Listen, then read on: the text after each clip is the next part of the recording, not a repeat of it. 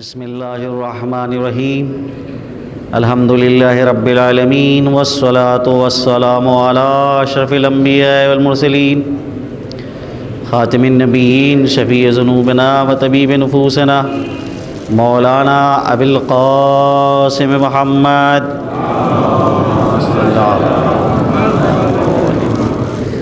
وآل بیتہ الطیبین الطاہرین ولعنۃ اللہ علی اعدائہم اجمعین من الآن الی قیام یوم الدین اما بعد فقد قال اللہ تبارک و تعالی فی کتابہ المبین وهو اصدق الصادقین وقولہ الحق بسم اللہ الرحمن الرحیم والعصر ان الانسان لفی خسر الا الذین آمنوا وعملوا الصالحات وتواصوا بالحق وتواصوا بالصبر. صلوات بھیجے محمد.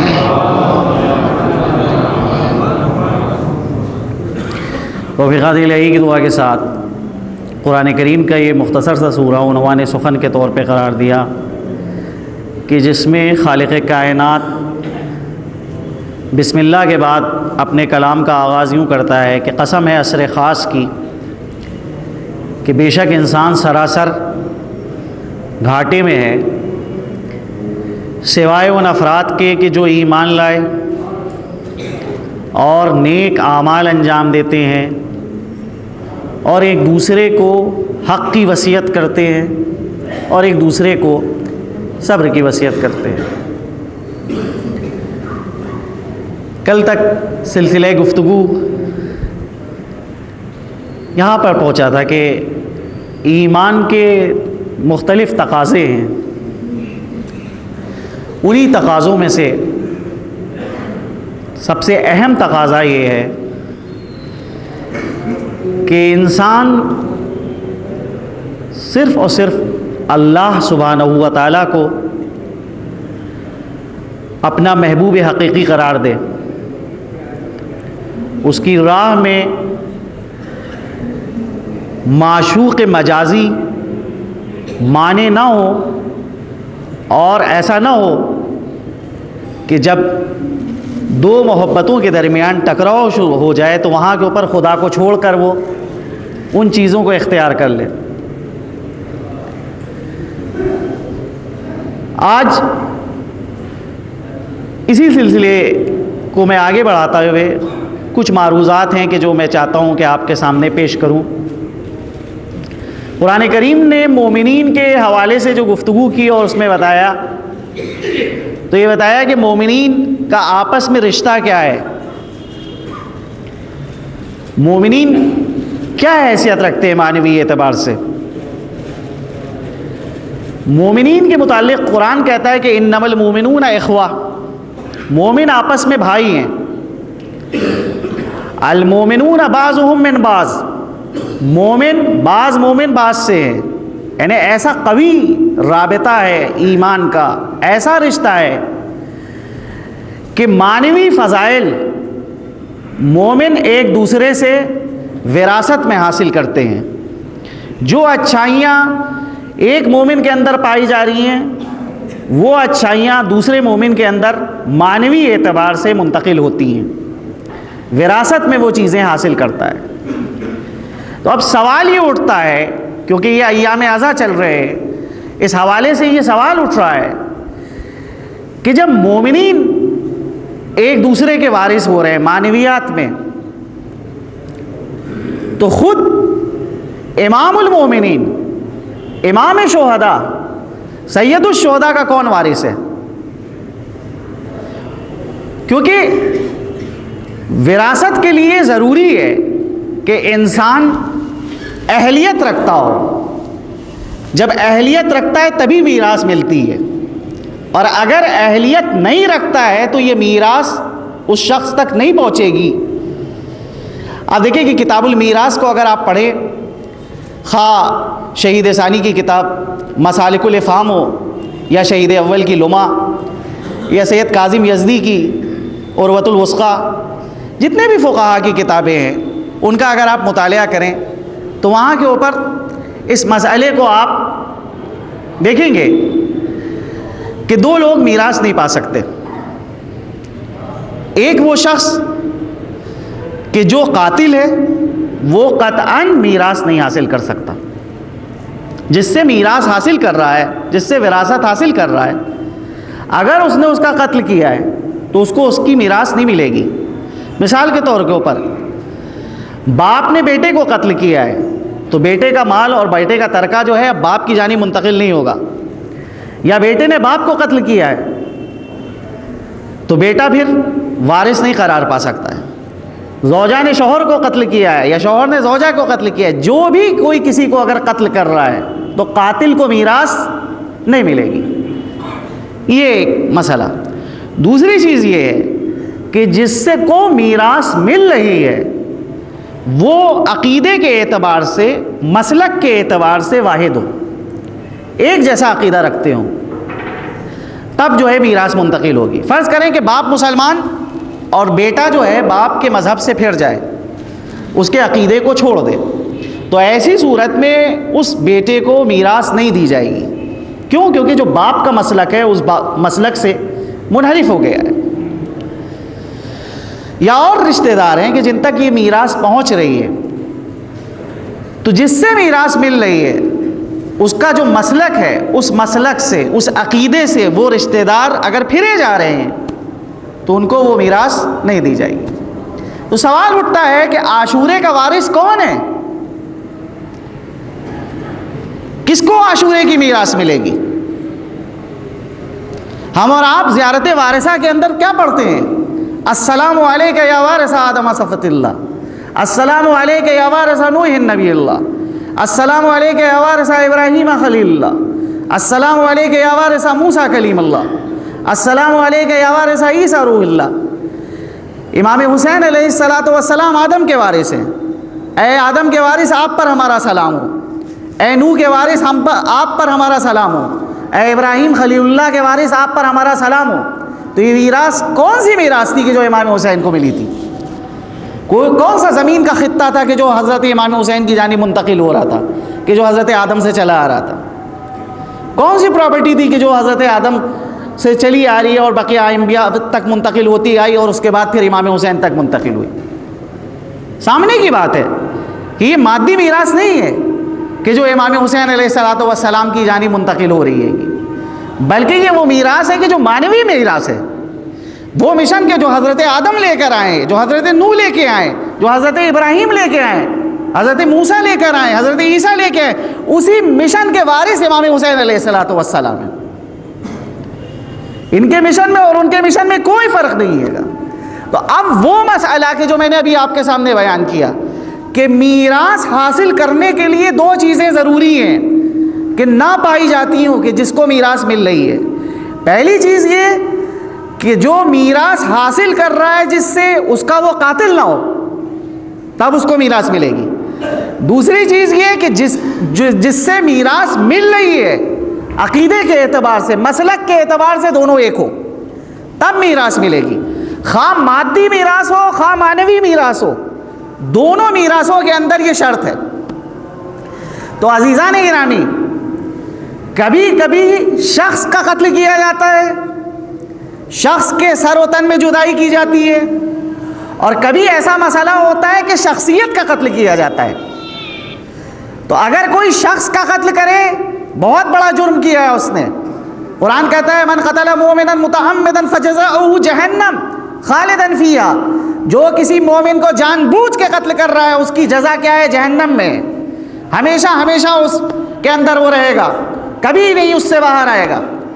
تو اب شخصیت کا جو قتل کر رہا ہے وہ بھی کسی اعتبار سے اس قاتل سے کم نہیں ہے کہ جو شخص کا قتل کر رہا ہے. شخصیت کا قتل کیا ہے؟ شخصیت کا قتل یہ ہے کہ جو اس کا ہدف ہے، جو اس کا مشن ہے، اس مشن کے اندر تحریف کی جائے، اس مشن کے اندر خواہشات کا شامل کیا جائے. مثال کے طور کے اوپر حضرت عیسیٰ علیہ السلام آتے ہیں دنیا کے اندر، ایک عرصے تک کے تبلیغ انجام دیتے ہیں، لیکن کچھ شخصیتیں آگے بڑھتی ہیں جناب عیسیٰ کے آسمان پہ اٹھانے کے بعد، اور اس کے بعد ان کے مشن کے اندر تحریف شروع کر دیتی ہیں.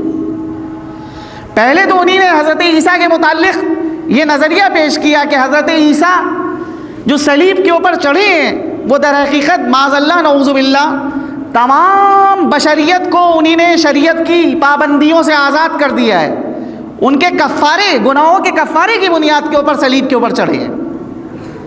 یہ نظریہ پیش کیا گیا، کیوں؟ کیونکہ در حقیقت شریعت ان کے نظریے کے اعتبار سے جو انسانوں کے پاس آئی ہے یہ ایک اچھی چیز نہیں ہے، بلکہ یہ انسانوں کے لیے ایک بہت بڑی مصیبت ہے۔ شریعت حضرت آدم نے جو گناہ کیا تھا ان کے اعتبار سے، اس گناہ کے بدلے میں خالق کائنات نے شریعت کو بھیجا، اور یہ گناہ اتنا عظیم گناہ ہے کہ اب خالق کائنات شریعت کے پھندے میں پوری بشریت کو گرفتار کر لیتا ہے گا، اور پھر خالق کائنات کا کچھ عرصے کے بعد دل پگھلتا ہے کہ اب انسانوں کو بہت سزا دے دی گئی، تو اب کیا کرنا چاہیے کہ ان کو جو ہے اس سزا سے آزاد کیا جائے۔ تو اب سارے دنیا کے انسان، قیامت تک آنے والے انسان اگر خالق کائنات سے توبہ کرے، تلہ کرے، تب بھی کوئی معافی نہیں ہوگی، کسی قسم کی ان کی مغفرت نہیں ہوگی، ہو ہی نہیں سکتا کہ اس گناہ کا جبران ہو۔ تو اب خود خالق کائنات عیسیٰ کی شکل میں زمین کے اوپر آئے، اور آنے کے بعد مظلومیت کے ساتھ صلیب کے اوپر چڑھایا جائے، اور پھر تمام انسانوں کو قیامت تک کے لیے شریعت کی پابندیوں سے آزاد کر دے، تمام انسانوں کے گناہوں کے کفارے کے طور کے اوپر حضرت عیسیٰ گویا کہ معاذ اللہ نعوذ باللہ صلیب کے اوپر چڑھے۔ تو یہ نظریہ، اس قسم کا نظریہ کہ جو عیسائیوں نے پیش کیا، خدا نہ خواستہ نعوذ باللہ معاذ اللہ کوئی امام حسین کے سلسلے میں اگر یہ نظریہ رکھے کہ امام حسین علیہ السلام نے جو قربانی پیش کی، اس قربانی کا مقصد کچھ نہیں تھا، صرف اور صرف یہ مقصد تھا کہ گویا کہ امام حسین علیہ السلام اس قربانی کو پیش کریں اور بعد میں آنے والے لوگوں کو شریعت کی پابندیوں سے آزاد کر دیں۔ تو یہ در حقیقت اس قسم کا اگر کوئی نظریہ پیش کر رہا ہے معاذ اللہ نعوذ باللہ، وہ شخص امام حسین کو جن لوگوں نے قتل کیا ہے گویا کہ اپنے اس نظریے کے ذریعے سے شخصیت امام حسین کو قتل کر رہا ہے۔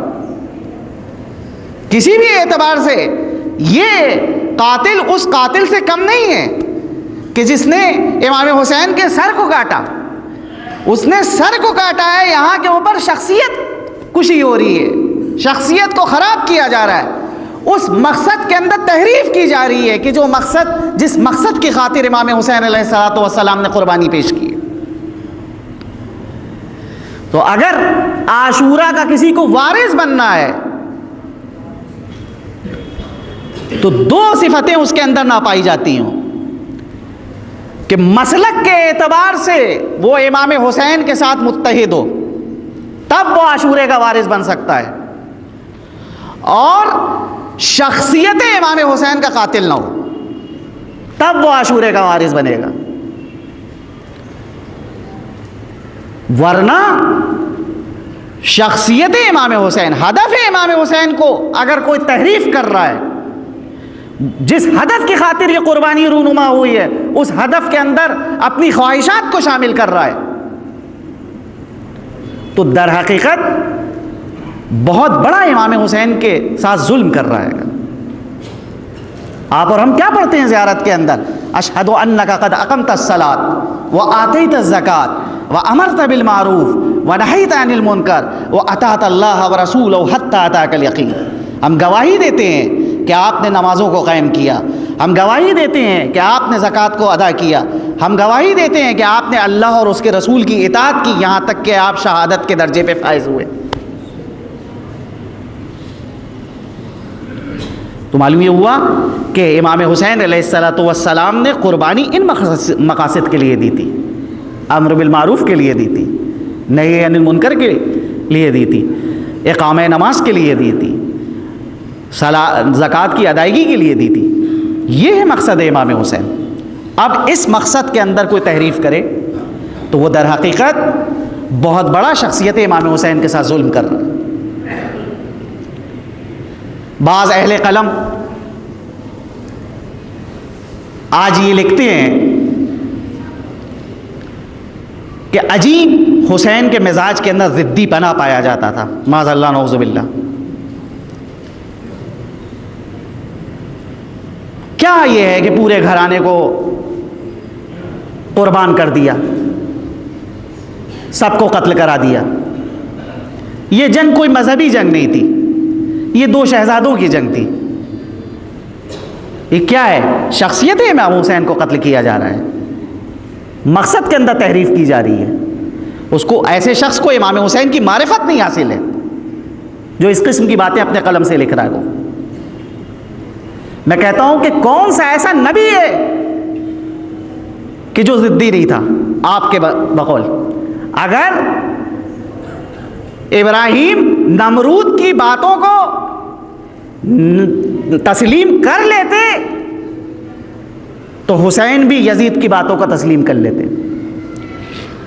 اگر موسیٰ فرعون کے سامنے استقامت نہ دکھاتے تو حسین بھی یہ کام نہ انجام دیتے۔ اگر پیغمبر اسلام اپنے زمانے کے کافروں کے سامنے استقامت کا ثبوت نہ دیتے تو حسین بھی یہ کام نہ انجام دیتے۔ بخدا یہ ان کی ضدوں کا صدقہ ہے کہ جو آج ہم تک اور آپ تک اس یہ حق کی آواز پہنچی ہے۔ آپ استقامت کو، پافشاری کو ضد سے تعبیر کر رہے ہیں۔ یہ امام حسین علیہ الصلوۃ والسلام انبیاء کے وارث ہیں۔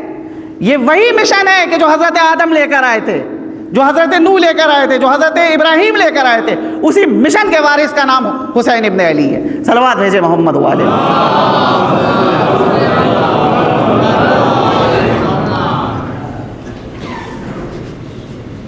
کربلا ہم سے تقاضا یہ کر رہی ہے کہ ہم حسین کے مقاصد سے آگاہ ہوں، اس قربانی کو ہلکا نہ سمجھیں۔ کیا خوب کسی نے کہا ہے کہ جو غور و فکر سے مجلس میں سر جھکاتے ہیں، سمجھ کے سوچ کے آنکھوں میں اشک لاتے ہیں، انہی کی شان میں کہتا ہے ہاتف غیبی، غم حسین سے انسان بنائے جاتے ہیں۔ یہ غم ہم کو یہ تعلیم دے رہا ہے کہ کونوا للظالم خصما وللمظلوم عونا، ظالم کے تم دشمن بن جاؤ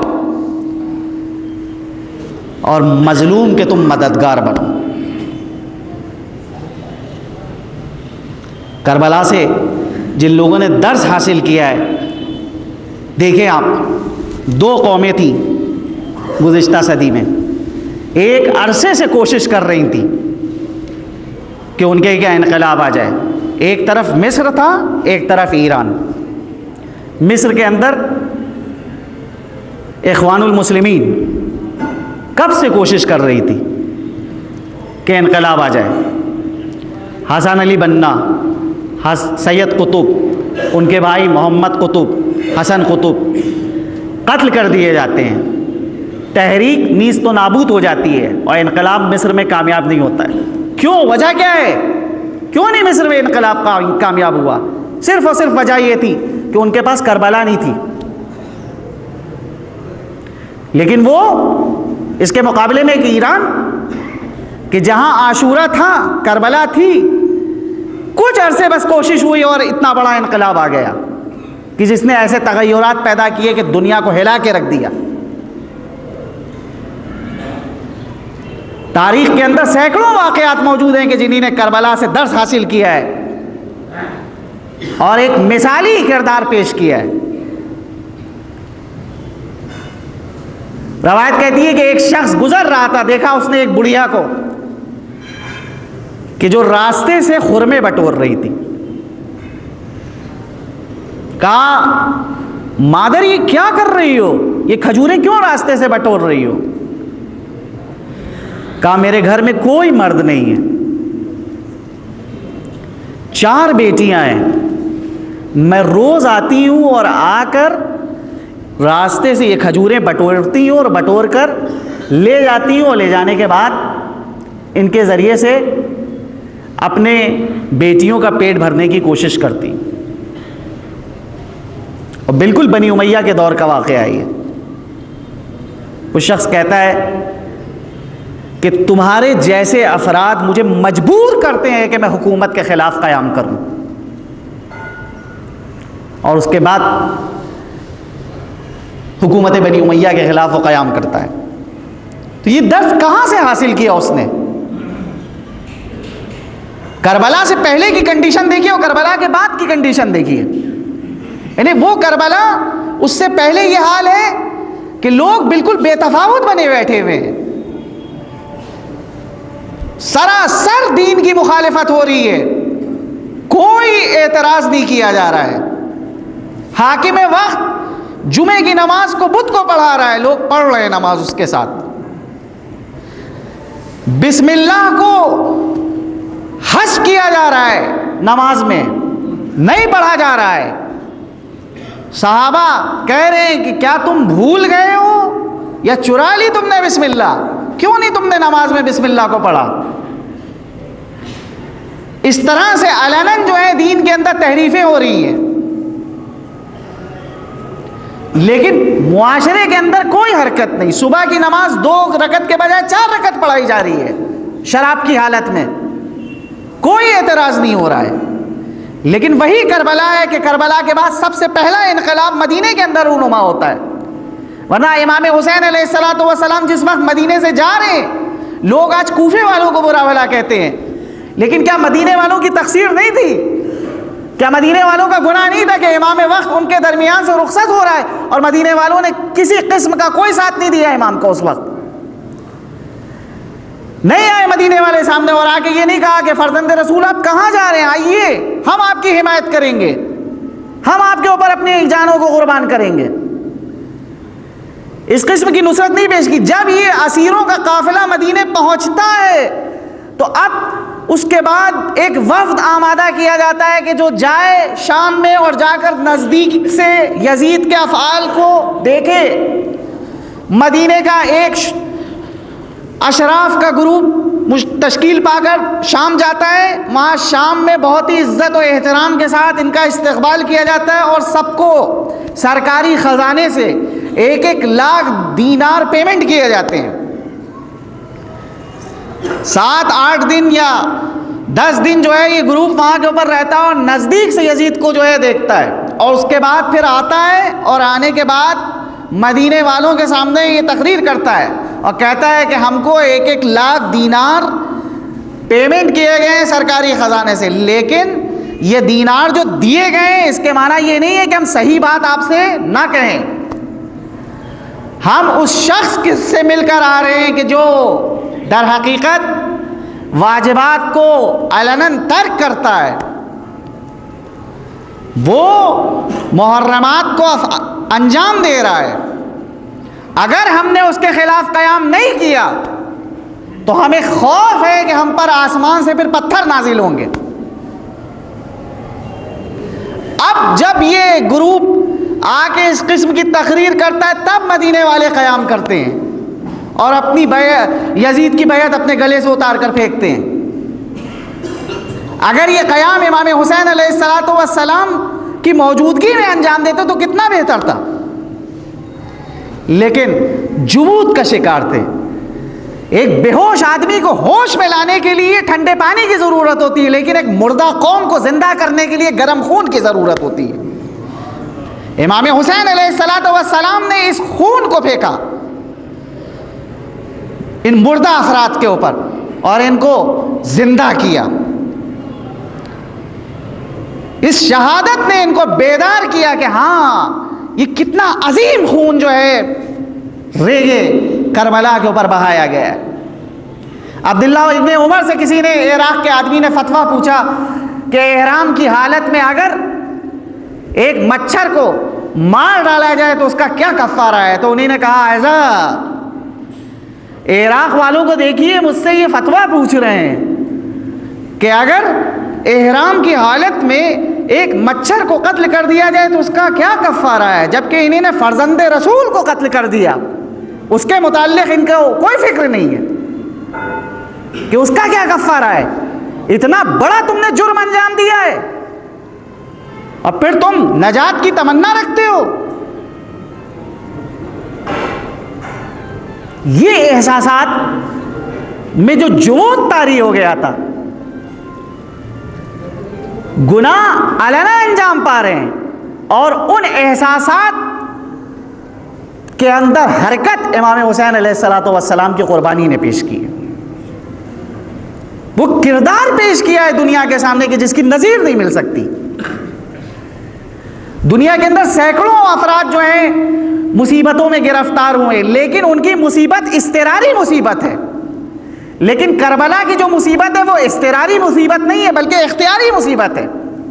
ایسا نہیں مسئلہ ہے کہ در حقیقت امام حسین کے سامنے کوئی دوسرا راستہ نہیں تھا، نہیں، امام نے اس مصیبت کو جو اختیار کیا ہے وہ اپنے ارادے سے اختیار کیا ہے۔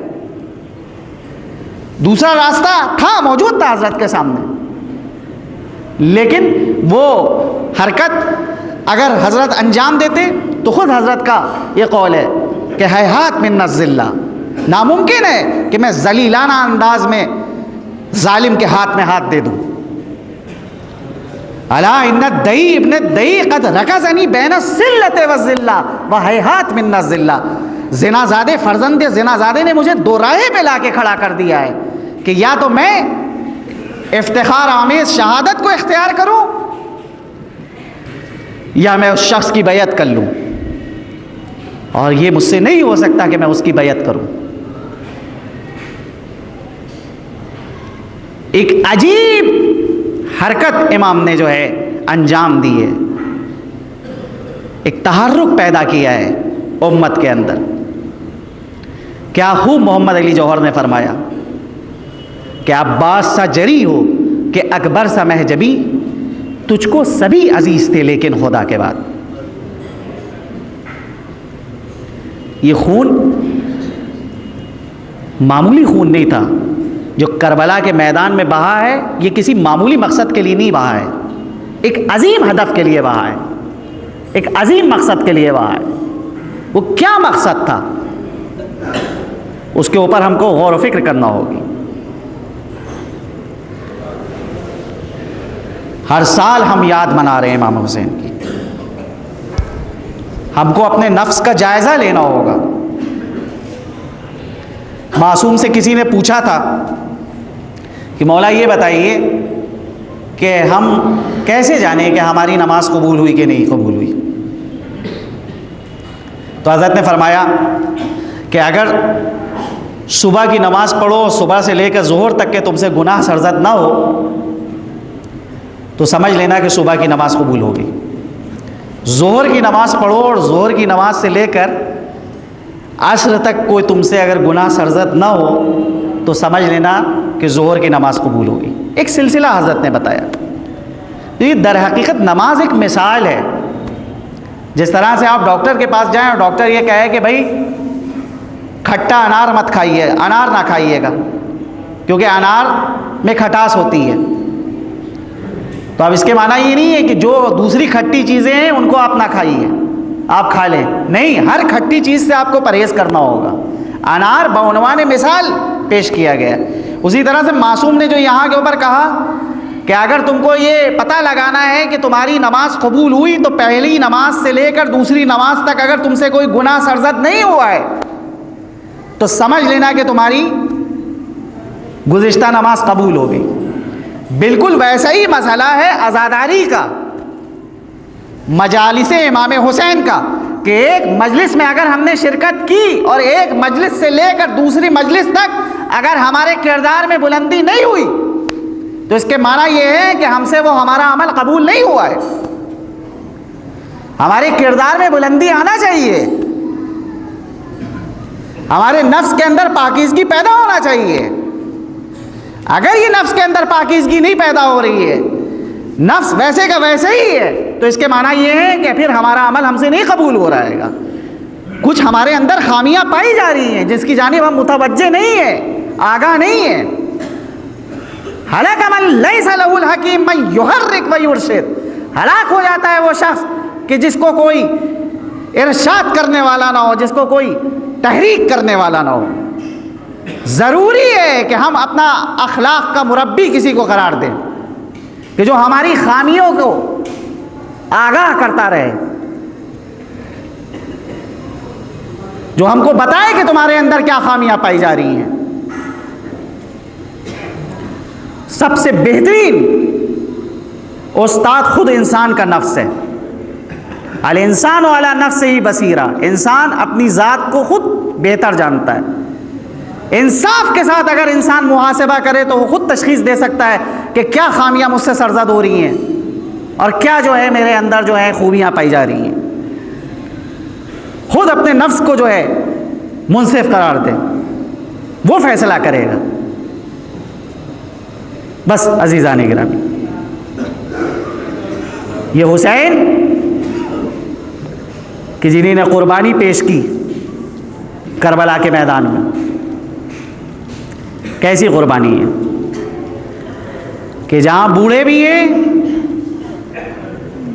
جوان بھی ہیں، غلام بھی ہیں، آزاد بھی ہیں اور چھوٹے چھوٹے بچے بھی ہیں۔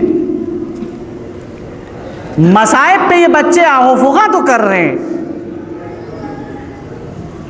شدت عطش کا اظہار تو کر رہے ہیں کہ ہائے پیاس، ہائے پیاس، اس بات کا اظہار تو کر رہے ہیں، لیکن ان میں سے کوئی بھی بچہ یہ نہیں کہتا ہے کہ اب برداشت نہیں ہوتا، اب مخالف کا ہو، جو مطالبہ ہے اس مطالبے کو آپ قبول کر لیجئے۔ ساتھ میں عورتیں بھی ہیں۔ معمولاً ہوتا یہ ہے کہ ایک انسان ایک ارادہ کرتا ہے، لیکن کبھی کبھی گھر والوں کی بنیاد کے اوپر، بچوں کی بنیاد کے اوپر، بیوی کی بنیاد کے اوپر اپنے اس ارادے سے پھر جاتا ہے۔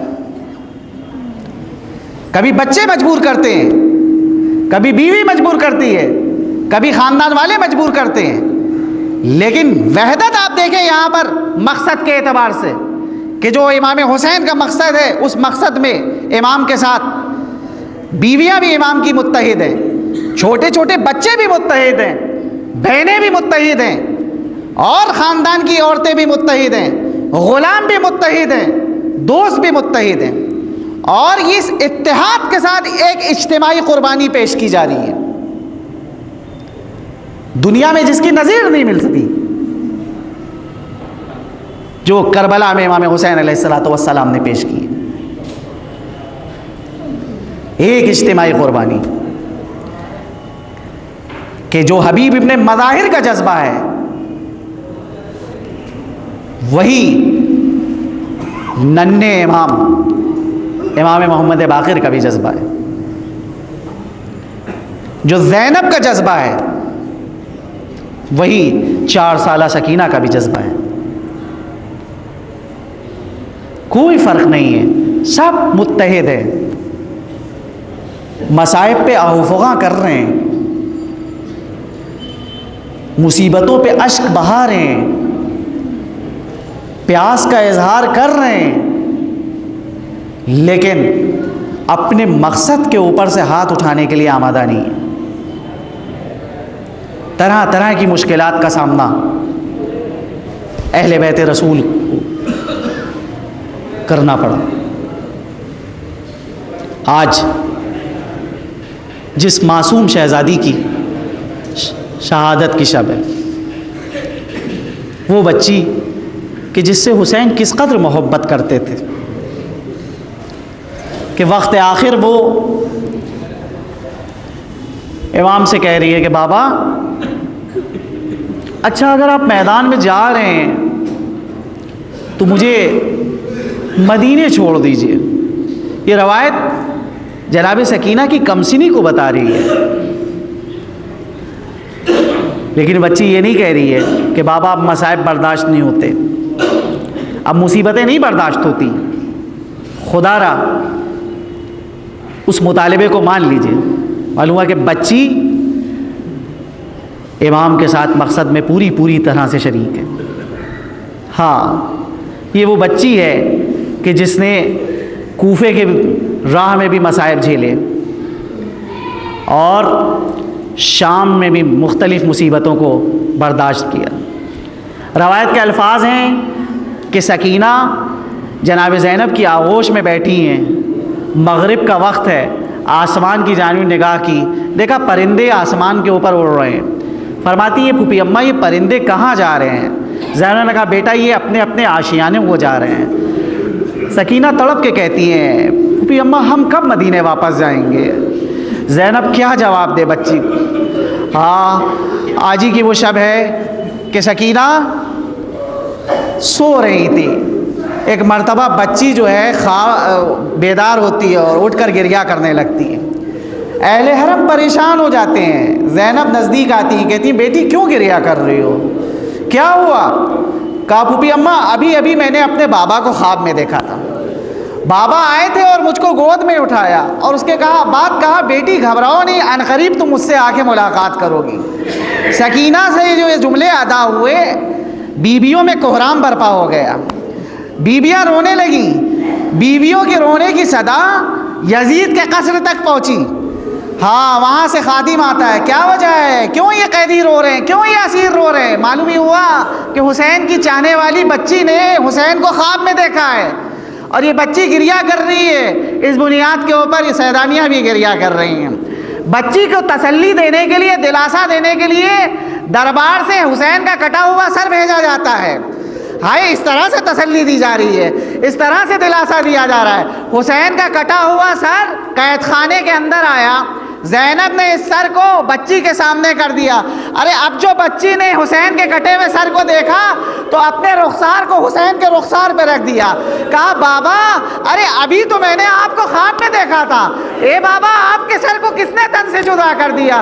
بچی گریہ کر رہی ہے، گریہ کرتے کرتے ایک مرتبہ بچی خاموش ہو جاتی ہے۔ زینب یہ سمجھتی ہے کہ شاید بچی سو گئی ہے، فرماتی ہے اے بہن ام کلثوم ذرا آگے بڑھو اور ذرا آہستہ سے حسین کے سر کو سکینہ کے ہاتھ سے لے لو، دیکھو بچی بیدار نہ ہونے پائے۔